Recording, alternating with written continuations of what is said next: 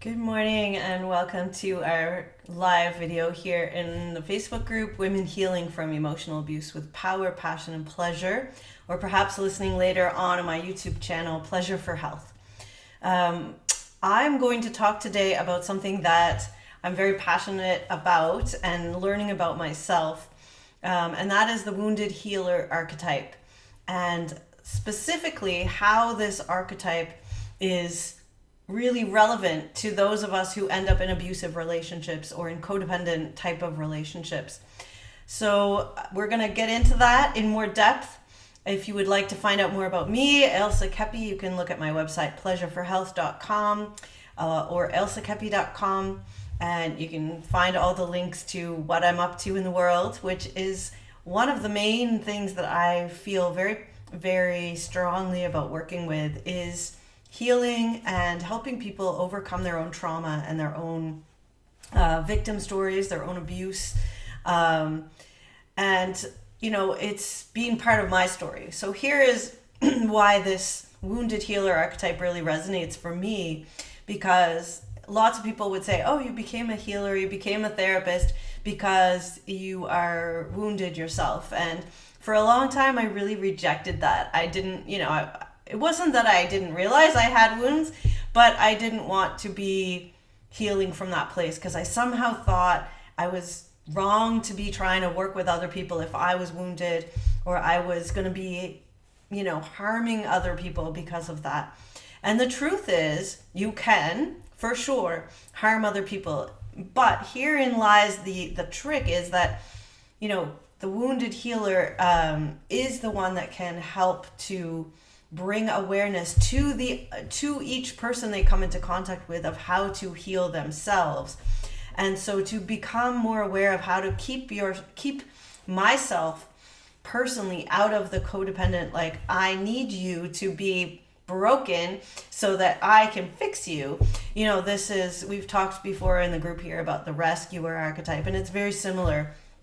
We get into this codependency cycle because instead of looking at our own wounds and our own working with our own wounding in ourselves, we kind of we have potentially we are in an abusive relationship, or we can look outside and say there's the problem, there's another problem, you're the problem, I'm the victim, and I'm going to try to fix you or rescue you or heal you. And, if we don't do that with our abuser, we sometimes start going and doing that with other people in our lives. I know multiple people, and myself included, we end up getting attracted to broken people, to people that need help. And that's an indicator that we still have work to do on ourselves. So what we want to look at really carefully and be really honest about is, are you being attracted to are most of your friends people that need you to help them? Are they kind of asking you to fix them? Or do you feel like, well, if I wasn't there, they wouldn't be doing so great. Or if I wasn't there to pick them up, and it's very affirming to be in that role. You get validated from that. I can speak from absolute personal experience that, it's easy to start taking that as our method of getting self-esteem in the world, and we start needing people to be broken so that we can come in and fix them so that we get self-esteem. And you can see how this becomes a cycle. So what we want to look at, the original wounded healer was Chiron, the centaur. And in mythology, he was wounded by an arrow from Hercules and never recovered. So, he couldn't die because he was a god, and he couldn't recover fully. So he was just in pain all the time. But he became an amazing healer from that. So I do feel that there is something in our culture about having gone through a wounding experience, having gone through abuse or trauma. We have an amazing capacity to help others heal. However, we do need to stay really present to what is our wound, and how are we being involved in this relationship. So if you notice yourself always helping other people but not allowing anyone to help you, that's an indicator. Like, you're the one that always has to go help, but then when you need help, you sit at home and you're like, oh, nobody cares about me, nobody ever calls me, nobody loves me, nobody does anything for me. And I'm totally like, this is me, right? After getting out of my abusive relationship, I think I sat at home for 2 years being depressed. I mean, I went to work, but other than that, looked after the kids, but then just sat and watched TV every evening. And, I was like, nobody ever asks about me, nobody. But the point is, I didn't ask for help. I didn't say, hey, I've been helping all of you. I was a therapist at the time. I'm helping all these other people. But I was not willing to say, hey, I'm having a hard time. I'd love it if you checked in on me, which is where we need to kind of look at that. Where are we getting trapped in our own wounds and not wanting to look at them? And then what happens with the wounded healer is, you can see here's the wounded healer, let's say, as a whole being, the wound and the healing both, right? So, Chiron taught Asclepius, who became the father of modern medicine. So, this is the healer, but there's also the wound. So it's exactly put together like this. And what we would like to do is split it apart. We like to put the wound over here and the healer over here. And we want to be one or the other. Sometimes we like to be the wounded one, because then we can be like, I'm so sick, I can't work, I need to be on disability, I can't, do this, I can't function properly, you've got to look after me, you've got to take care of me. And the healer over here, also sometimes we like to be in this role, I don't need fixing, I'm the good one here, I didn't do anything wrong, I've been poorly treated. And so we split these two halves of the archetype instead of having them be together. And, once we do that, we project one or the other of these onto the other person. So whoever we're in relationship to, whether it's a work colleague or an intimate relationship or anything, we start splitting this into two. And we are either the healer and we're looking at that person as the wound, like, you're the problem, you've done all these things, you need fixing, you need therapy, you need to get into Alcoholics Anonymous, you need to do this, or vice versa. We're healing and we're so, we're magical and we've got all the answers or whatever. And we need to bring that back together. We need to kind of understand that the wounded healer can have amazing effects on that if we look at our own wounds, if we're willing to look at ourselves in that same way. So we're not always pointing out there for the problem, we're actually looking at, well, where is the wound in me? Where am I lacking my own self-esteem, my confidence? Where do I think I suck, or I'm not pretty enough, or I'm not smart enough, or I'm not perfect, or I can't do the things other people, where is the wound in us? I must be unlovable, all of these wounds that legitimately we might, I'm not saying none of these wounds are not legitimately claimed when we're growing up, from parents or abuse or trauma. Yes, we have wounds. However, you want to look at them and go,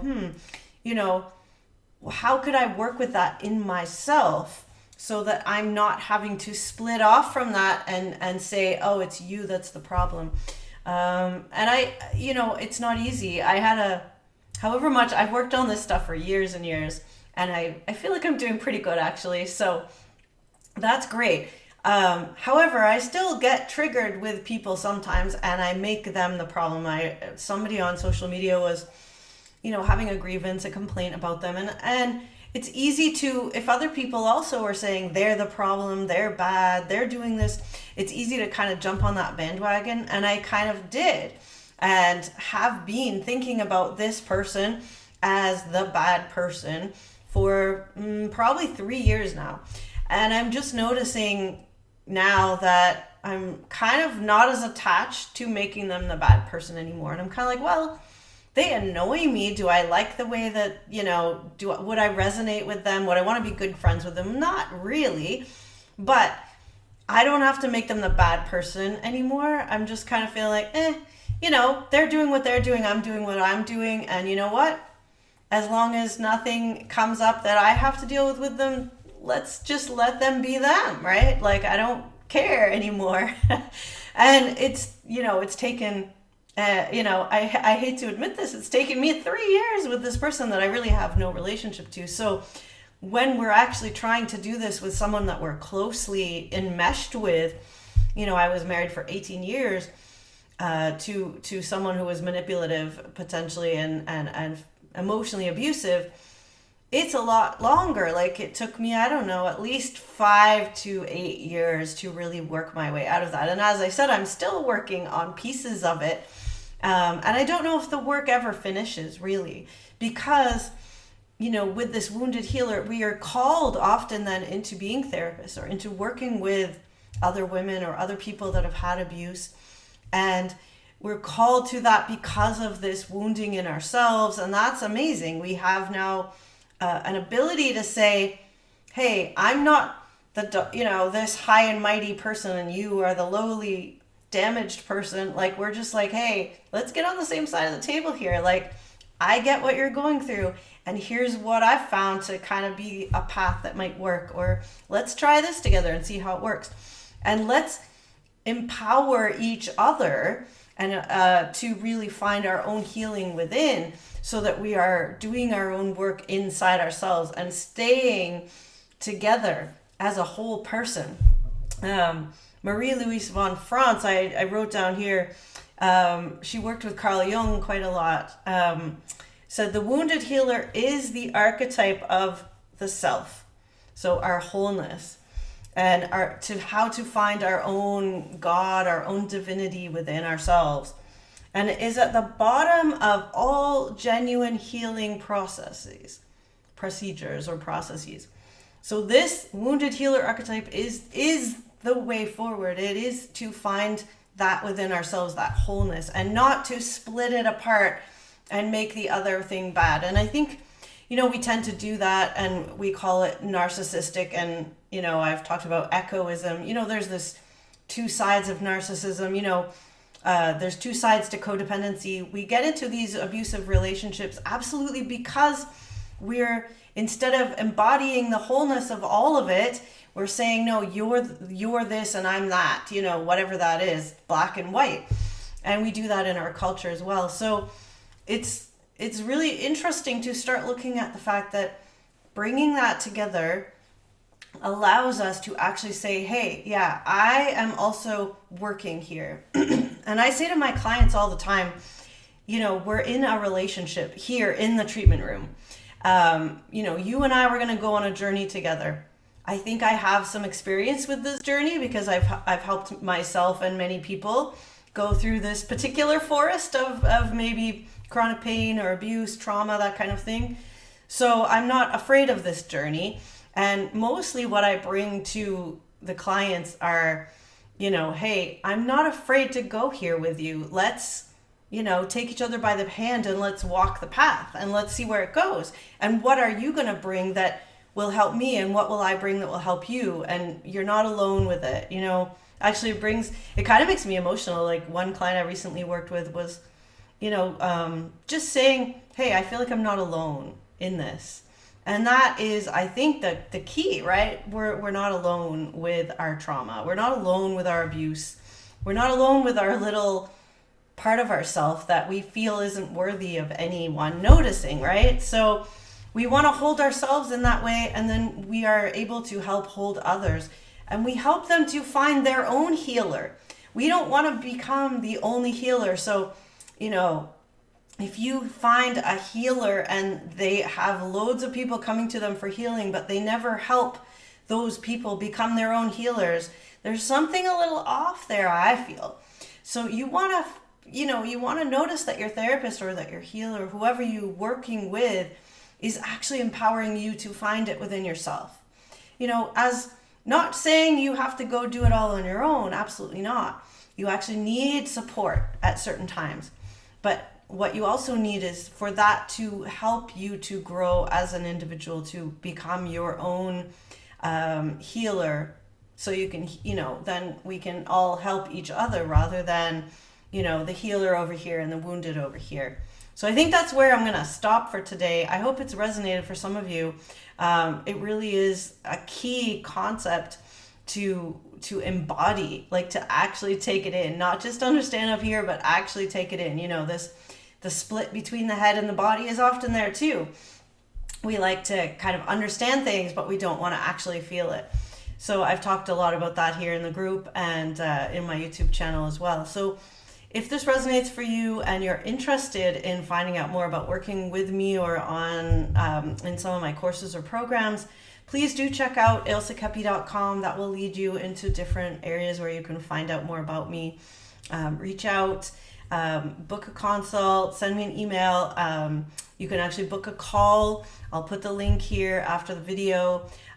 We can chat about your particular situation, how that might look, where you might want to go with that, what kind of support would be most helpful for you. And if I can't help, then I will see if I can find another wounded healer or find a path that you might want to follow.